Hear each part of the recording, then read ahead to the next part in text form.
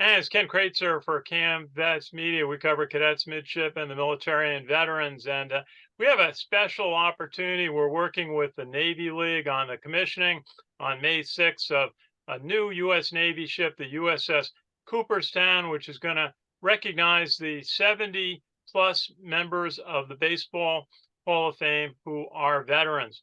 And one of those veterans is the extraordinary New York Yankee Yogi Berra.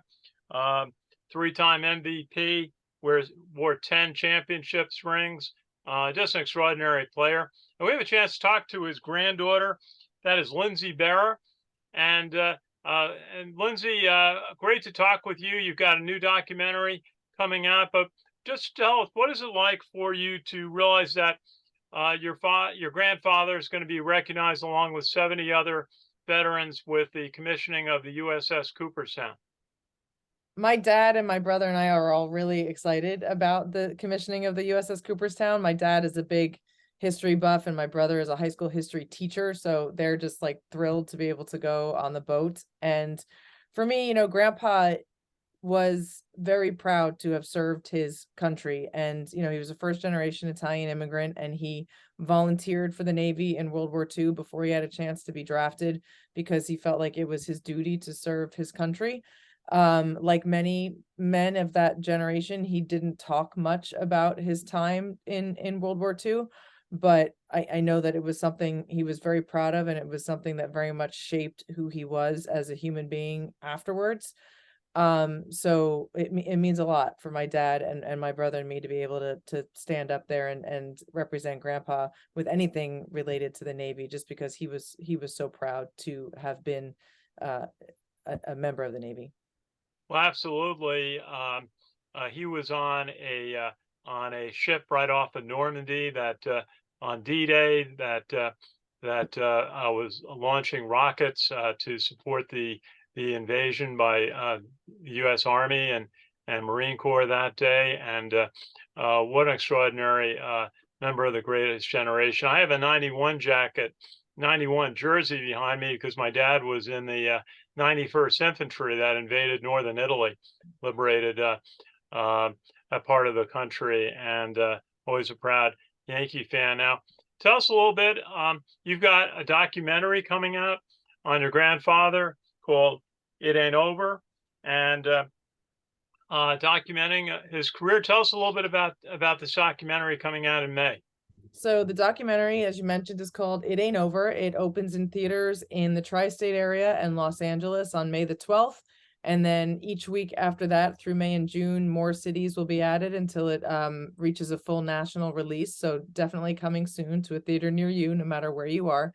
The idea of the documentary was to kind of remind folks what a tremendous baseball player Grandpa actually was, because I believe that his personality and all of his now famous yogiisms kind of eclipsed his abilities as a baseball player. He became more famous as the funny guy who said the funny things than he was for what he actually did on the field. So the documentary, one of my goals was to remind people about all of the amazing things he did during his career. He has so many records that will actually never be broken, that still stand today. But beyond that, as good as grandpa was on the baseball field, he was an even better human being.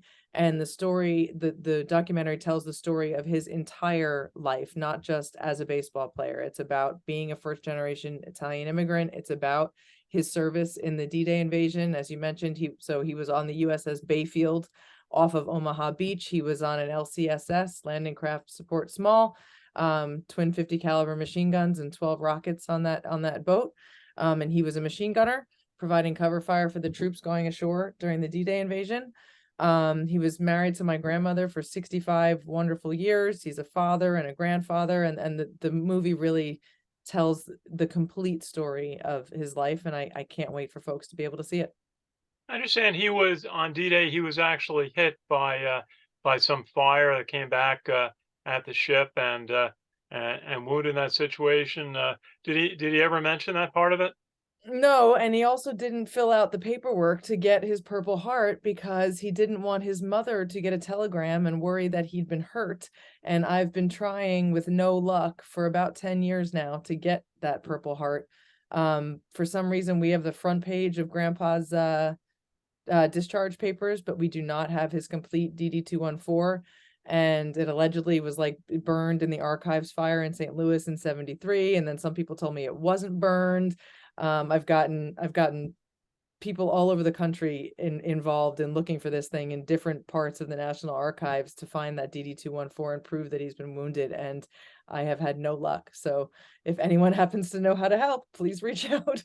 Well, we'll reach out to our resources of the Navy League and see if they, have an approach. I do know all about the fire in 1973 at the records depository in St. Louis, which is sort of, hurt a lot of our veterans research. I've been always trying to find out about an uncle who served in the Philippines who've never found his DD-214 either.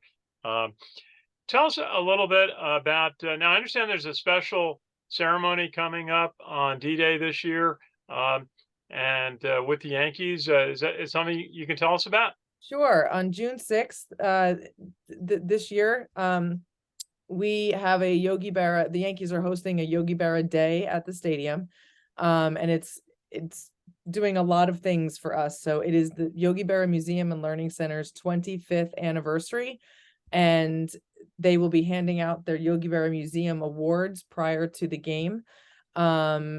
It is obviously the anniversary of D-Day, so they'll be highlighting Grandpa's service in the military, and obviously on that particular day.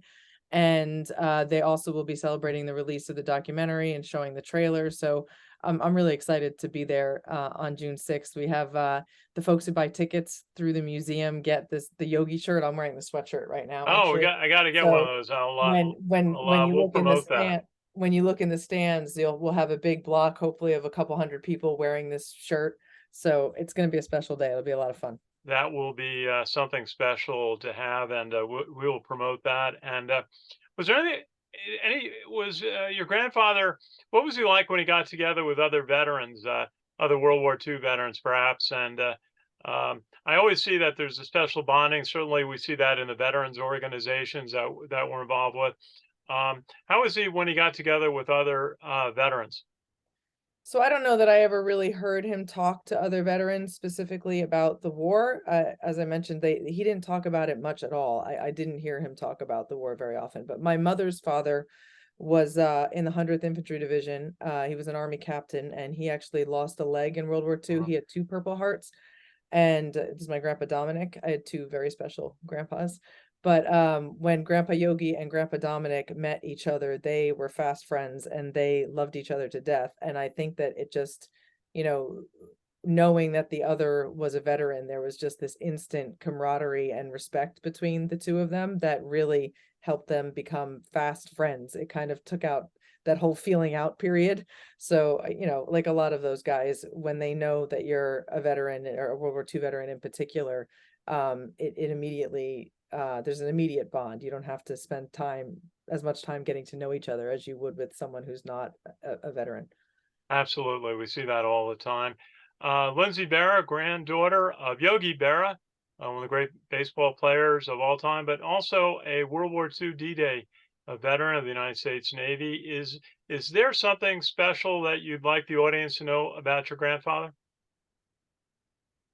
I think the most special thing about Grandpa is that as well, first of all, as good as he was as a baseball player, he would have been a tremendous person if he had never set foot on a baseball field. Like so many men of that greatest generation, what they accomplished coming home from the war.